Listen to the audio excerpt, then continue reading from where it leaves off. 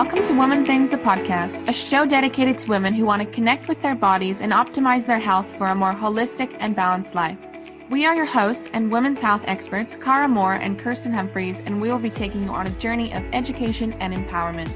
Stay tuned each week while we break down all the hottest topics in women's health today, including food and nutrition, periods, gut and skin health, fertility, and everything in between. You can find us on Instagram at Woman Things, that's woman, WOMXN, and subscribe on your preferred podcast platform to keep up to date with all the latest episode releases. We hope you enjoy the episode today, and thanks so much for tuning in. This podcast is sponsored by London Nootropics and A Little Find. London Nootropics are a London-based company that makes a blend of high-quality coffee with nootropic and adaptogenic tonics that help to balance the body and boost brain function. We love these coffee blends. Our personal favorite is the Grind Blend, which has a mixture of lion's mane mushroom and rhodiola that helps boost mental clarity and focus and improves overall motivation. If you love a morning cup of coffee, why not try some of these amazing blends for yourself? You can find them at londonnootropics.com or on Instagram at london.nootropics. And A Little Find are an online department store where you can discover innovative, aesthetic, and conscious brands on one single platform for all ages across all categories. We love A Little Find as it shines a spotlight on brands who have a particular focus on being eco-friendly, low-waste, and sustainable. It was from being asked, just where did you find that, many times that the idea for A Little Find was born. You can find them at alittlefind.com or on Instagram at A Little Find. Welcome back to our second episode of Woman Things, the podcast. We have a really big and highly debated topic from the nutrition world to cover today, and it's all about carbohydrates. We are super passionate about this topic and some of the myths and trends that circulate about carbohydrates. So we promise to try and keep the ranting to a minimum because once we seem to start, we don't stop on this topic. Before Kirsten gets us started on why we thought this was such an important topic to cover today, we will start with some introductions so you can get to know us a little bit better. My name is Cara. I'm a clinical nutritionist and fertility awareness educator. In my online clinic, I work with people who are struggling with problematic periods and hormonal concern. I help women who are struggling with their fertility conceive naturally and provide nutritional support throughout the journey of pregnancy and into early motherhood. I also coach the fertility awareness method, so I teach natural contraception to women and those who want to get more in tune with their fertility and their menstrual cycle. You can find me on Instagram at fempowered_health or on my website www.fempoweredhealth.com. And of course, today I'm here with my lovely friend and co-host, Kirsten Humphreys. Thank you for that lovely introduction, Cara. So I am a registered nutritional therapist and certified health and wellness coach here in the UK. I'm also a certified NLP practitioner, and I specialize in women's health and in particular skin, gut, and hormone concerns, as well as mental well-being. I work one-on-one with women online, and you can find me at knhwellness.co.uk or Kickstart with Kirsten on Instagram. So it's kickstart_with_Kirsten. And you can always reach out and message me if you have any questions. So I'm going to start us off with why we thought this episode was important to share. There's a lot going on around at the moment about low-carb diets. So we felt it was necessary to have a discussion about it and how a low-carb diet can impact a woman's health. The most common cause of a lack of period is hypothalamic amenorrhea, which is essentially a stress-related condition. So the brain releases hormones that start the menstrual cycle. And if these things are shut off, the menstrual cycle also struggles to function properly. And one of the things that causes this is a lack of carbohydrates in the diet. Some other contributors also include too few calories, too much weight loss, or high amounts of stress and exercise. And all of these can be linked to a low carbohydrate diet. If you're restricting your carbohydrates, you can also be restricting your calories and not eating enough food. But before we go too much into detail, Cara's just going to give us a brief introduction to what exactly are carbohydrates and the differences between the different groups. Yeah, thanks, Kirsten. I guess we see this a lot with the confusion around carbohydrates not being healthy, carbohydrates causing weight gain, and then women restricting them and having issues with all of their hormonal cascades. So I'm excited to dig deeper into this with you today.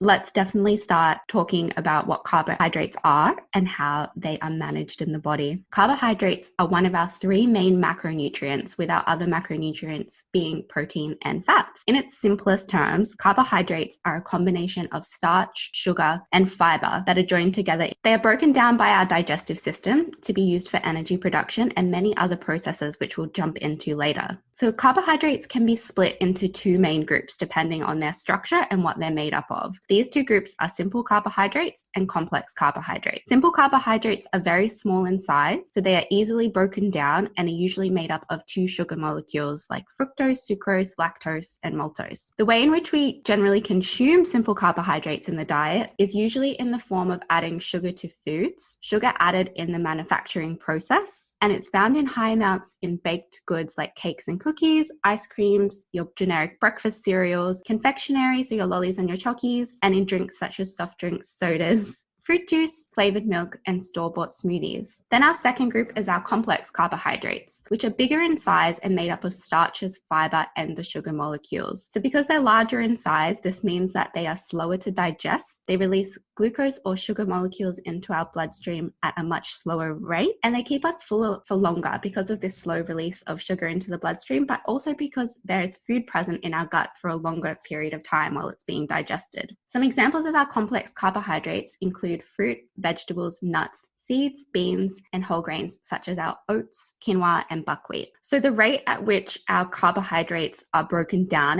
and digested into our sugar molecules does depend on the type of carbohydrate. So whether it's simple or complex, the fiber content of the food source, and what you have consumed your carbohydrates with. So that's whether you've had it with as part of a meal, so including a source of protein and some fat in there as well, that can slow down the rate at which your carbohydrates are digested. So how fast these carbohydrates are digested and absorbed into the bloodstream affects our blood glucose levels. And the effect they have on our blood glucose levels helps to make up a rating system called the glycemic index. So you may have seen or heard of the GI or glycemic index rating on food packaging before, or referred to by other healthcare practitioners, because it's very commonly used to help those with issues with blood sugar control, such as diabetes or polycystic ovarian syndrome, choose foods that won't negatively affect their blood sugar levels. So just to touch on blood sugar management a little bit, because I think this is where a lot of the confusion and demonization of carbohydrates comes from. Our bodies do not like it when we have high amounts of sugar or glucose in the bloodstream. So that's when we're consuming high amounts of our simple carbohydrates,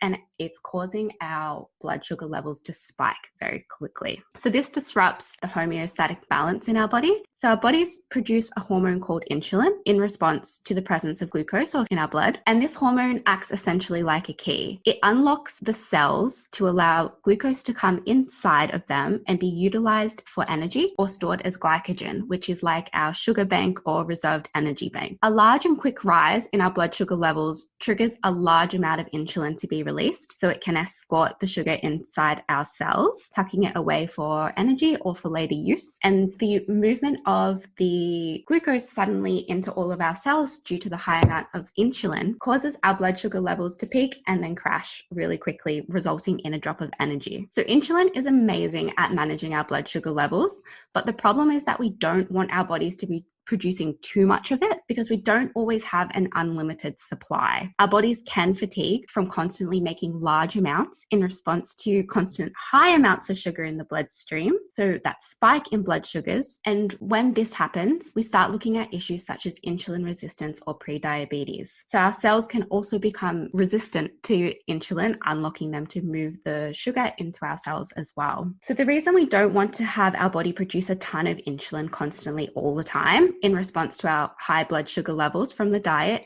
is because it can contribute to things like weight gain, inflammation, and issues with hormones. And just to mention, we also have hormones that release that energy bank of glucose into our bloodstream in times that we need it, such as during exercise or when we haven't eaten in a long time. So this hormone is called glucagon, and our stress hormone cortisol also plays a role there, which we'll talk about a little later on. So to wrap that up, in general, simple carbohydrates are rapidly digested and absorbed, which cause our blood sugar levels to rise quickly and induce a big release of insulin into our bloodstream. And that's kind of where carbohydrates get demonized there. But it's not all carbohydrates that create this response.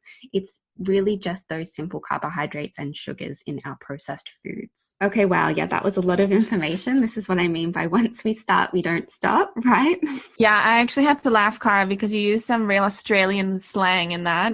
The lollies and the chockies. So just for any Canadians listening or anyone from America, that is candy and chocolates.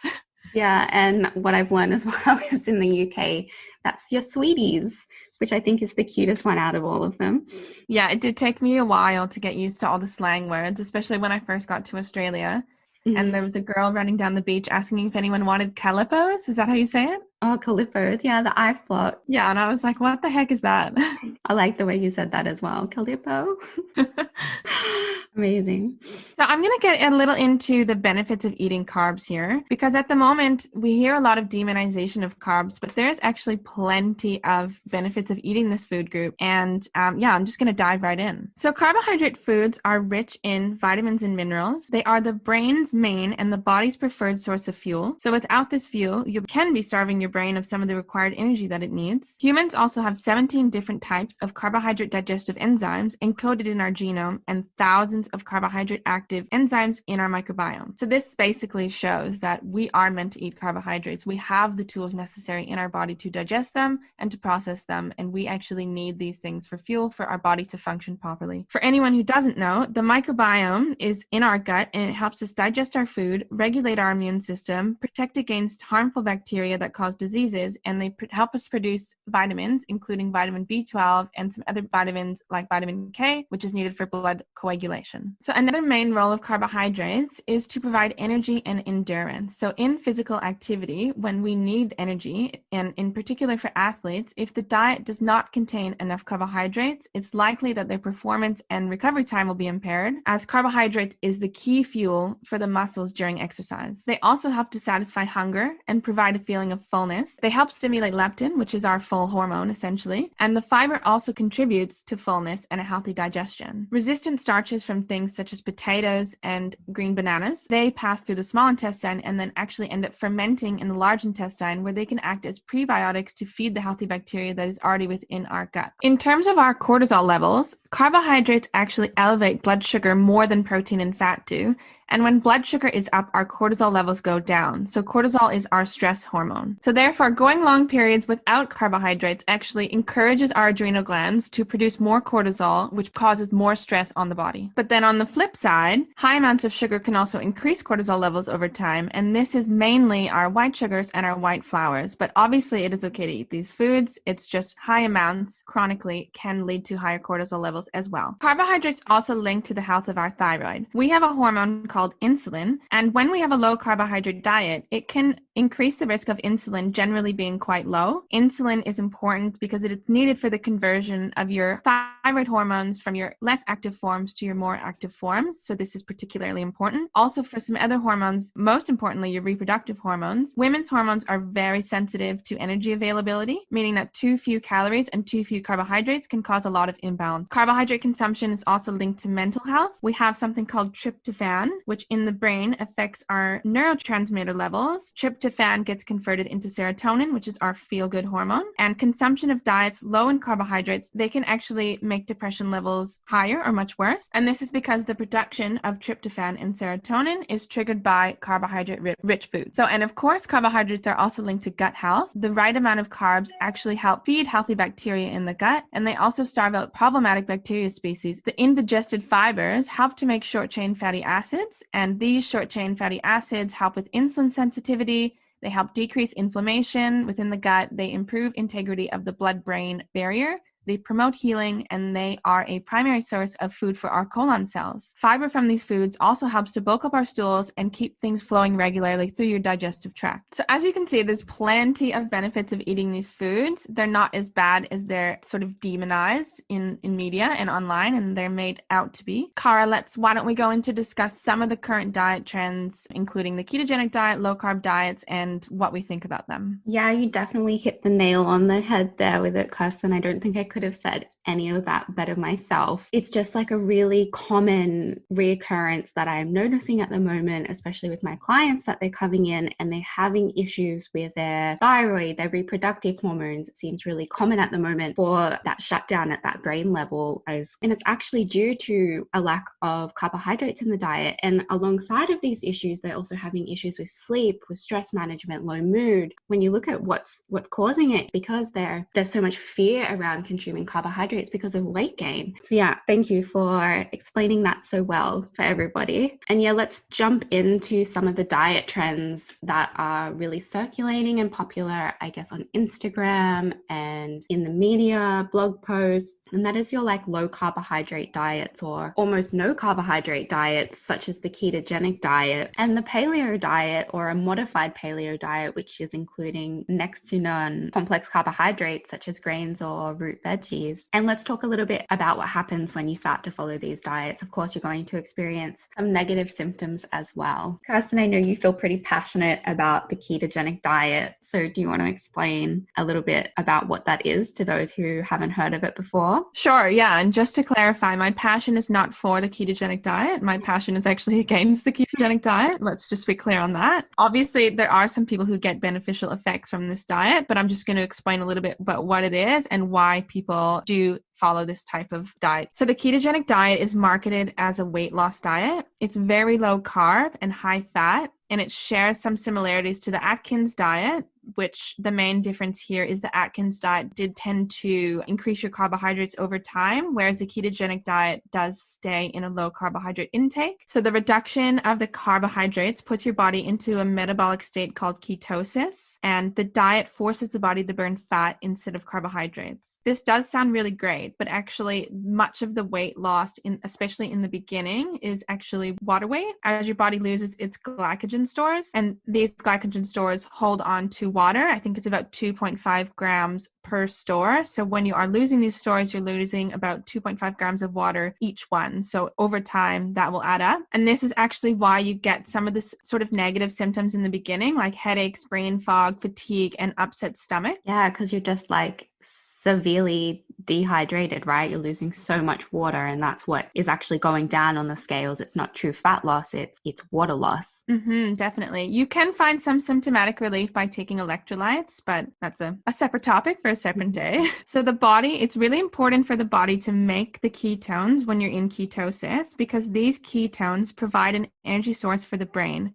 Ideally, the brain does prefer glucose, but when you are in a state of ketosis, it will make these ketones. So someone following this type of diet and not actually measuring if their body's in ketosis or not could mean that they are starving their brain of really essential energy and nutrients. We have that a lot with people coming into the store to speak to us about the ketogenic diet. If you're not actually in a state of nutritional ketosis and you're not producing ketones, but you're also not eating enough carbohydrate, your body and your brain is just like lacking to find fuel to run off. And when it gets to that point, it will start to break down things like protein to make into glucose, which then digs into your muscle stores, which you really don't want as well, and your reserves. And it's just like not a really nice place to be in, especially like symptomatically. Yeah, and there's not really enough long-term evidence on the effects of this diet. Essentially, your body's in a starvation mode, and it can be quite harmful to women's hormones. And actually, a lot of the studies that we do have, they've been done on men. And so men generally tolerate these type of diets better than women do, just because our hormones are so sensitive to energy intake. Yeah, and it comes back to that cortisol level, our stress hormone as well. Men with their circadian rhythms and their diurnal rhythms are less sensitive to the effects of cortisol being released due to a lack of carbohydrates in the diet. And that just comes back again to like how their reproductive hormones are affected. And whilst in men, it's showing that it can really reduce some inflammatory mediator markers and things that are associated with chronic disease. In women, it doesn't actually show that result, can a negative impact on those markers because of the increase in that stress hormone. I just want to add as well, they do use this diet medically for epilepsy because it does help reduce seizures, but obviously this should always be done with help of a healthcare practitioner and not done on your own. Yeah, definitely.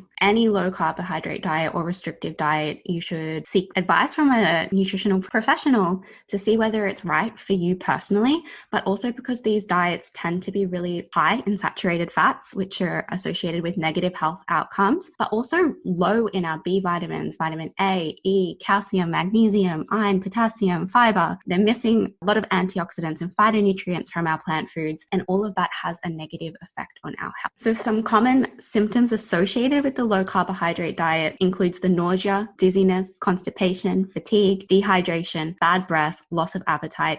And it's really just not very nice. And It's interesting as well that long-term effects actually include weight gain. So Kirsten mentioned before that when you are restricting carbohydrates, you're losing a lot of water, and generally that is the weight that is going down really quickly on the scale when you cut carbohydrates. And apart from that as well, when you're cutting out a food group, you're generally having a total reduction in calories consumed. In terms of weight loss diets, when you look at calorie restriction, there's generally no benefit over going low carb versus low fat, because at the end of the day, what you are causing is weight loss due to a reduction in calories or energies consumed from food, creating a negative energy balance because you haven't eaten less of a certain food or macronutrient, but because you've consumed less calories or energy overall. Yeah, it's also quite common as well to gain even more weight back after you finish these types of diets, isn't it? Because you quickly gain that water weight back, and then your body has been restricted for a while from this food group. So it sort of holds on for dear life to this weight, and it can, as you said, create extra weight for the long time. Yeah, definitely. And I think that's another reason why carbs are so demonized, is because people restrict them.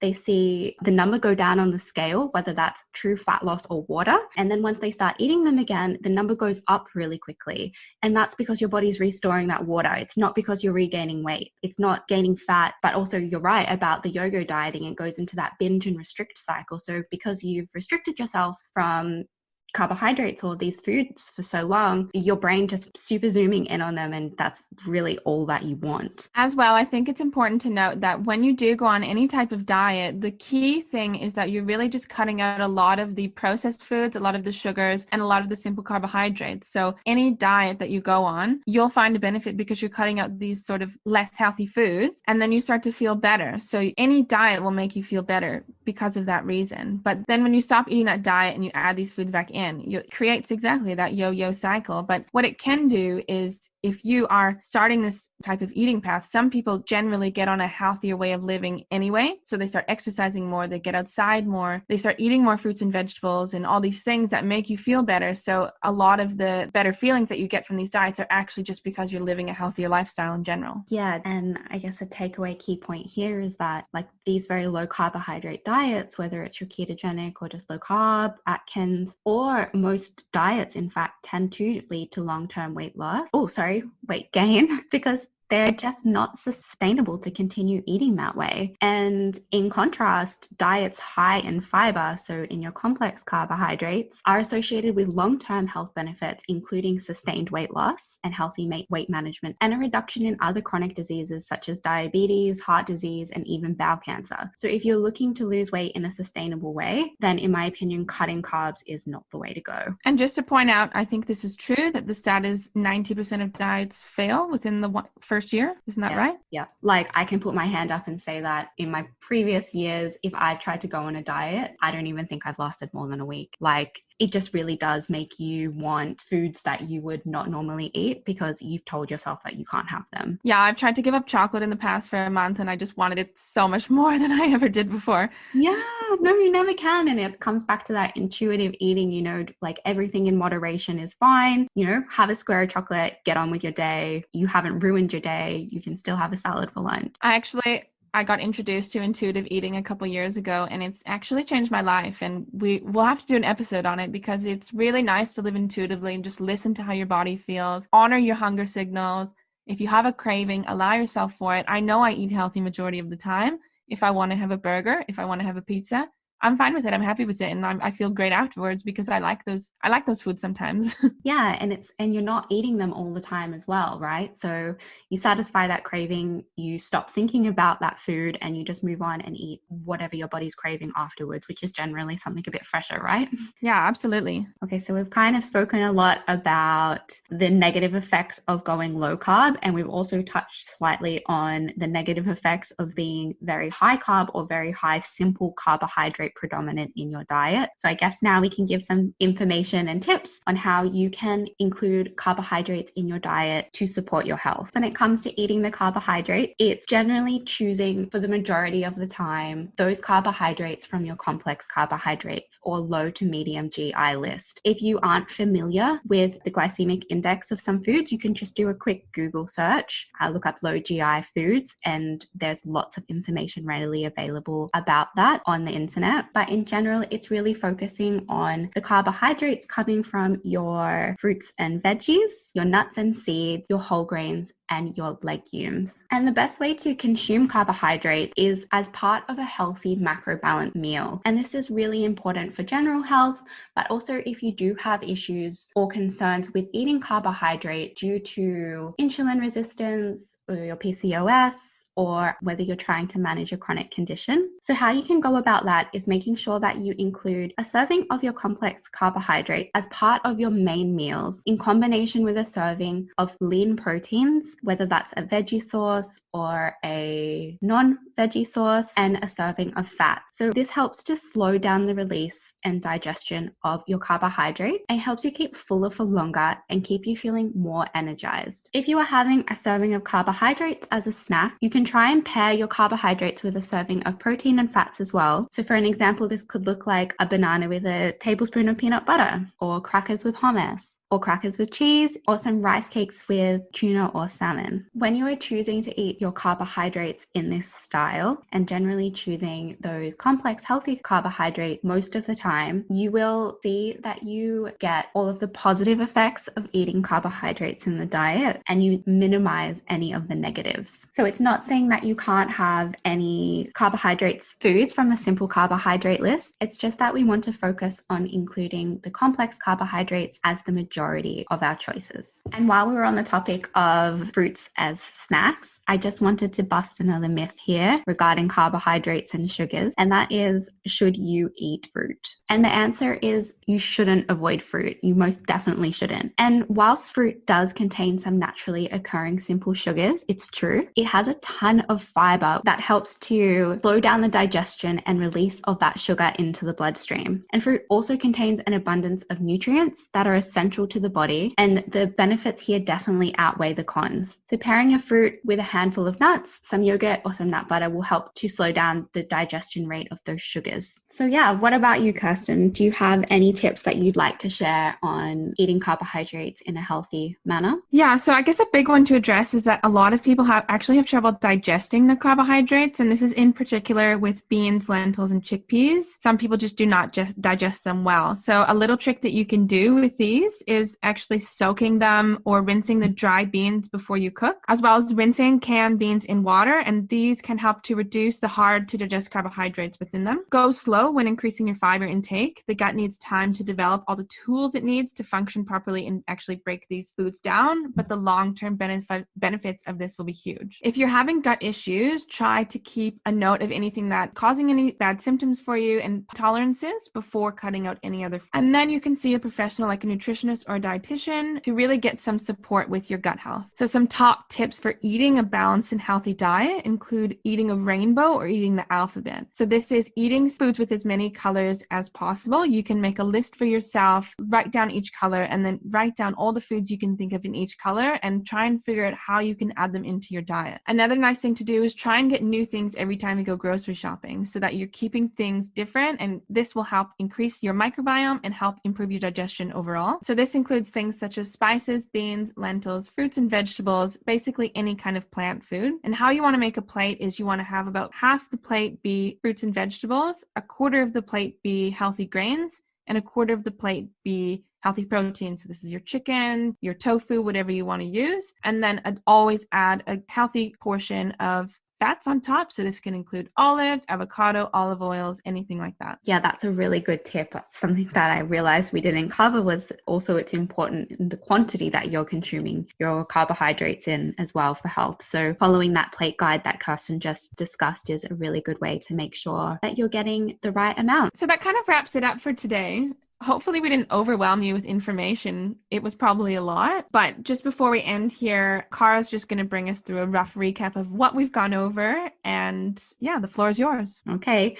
So I hope from today that you've taken away why carbohydrates are so essential for your health, especially being a woman. They're so important for our hormones, for our reproductive health, for our mental health, and in the long term for healthy weight management. Of course, it is important to make sure that you are choosing the right type of carbohydrates to support your health the majority of the time. So again, that's your complex carbohydrates over your simple carbohydrate, and ideally those from the low to medium GI category the majority of the time. Those who should definitely not, or if you are toying around with the idea of following a low carbohydrate diet, should seek advice from a healthcare professional, is those with a low body weight, those who have suffered from disordered eating in the past, women who have lost their menstrual cycle or are trying for a baby or having issues with fertility, those who have suffered from adrenal fatigue or exhaustion, or any other type of mental health condition, including anxiety and depression, especially if you struggle with sleep or have issues with your thyroid. And lastly, it's generally not recommended for those with high energy demands, such as during pregnancy or breastfeeding, or if you're undertaking an extensive exercise regime. And the last point from today is if that you find you do struggle to digest some of those carbohydrates, and that's why you are avoiding them, do reach out to a practitioner to find out why you are having issues with your carbohydrate digestion. The key takeaway point for today is choosing to eat the right carbohydrate and not avoiding them altogether is most beneficial for your health. We love carbohydrates, don't we, Cara? Yeah, we do.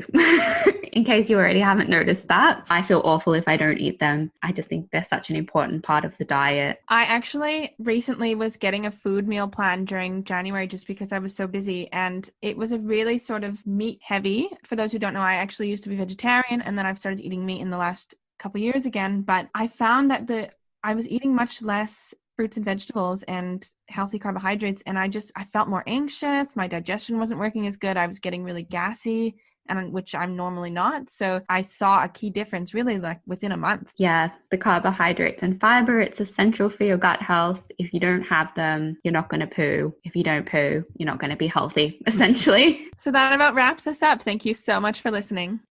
Thank you for listening to our show today. If you enjoyed this episode, please make sure that you subscribe, let us know what you thought in the comments, and share it with all the important women in your life. There are plenty more of these episodes to come, so please visit our website to stay in the know. You will find us at womxn.com. That's WOMXN. Much love, Kirsten and Cara.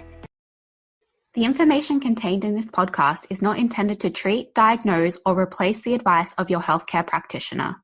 Always consult with a qualified health professional if you have a pre-existing health condition or are currently taking any medications before making any changes to your diet or lifestyle.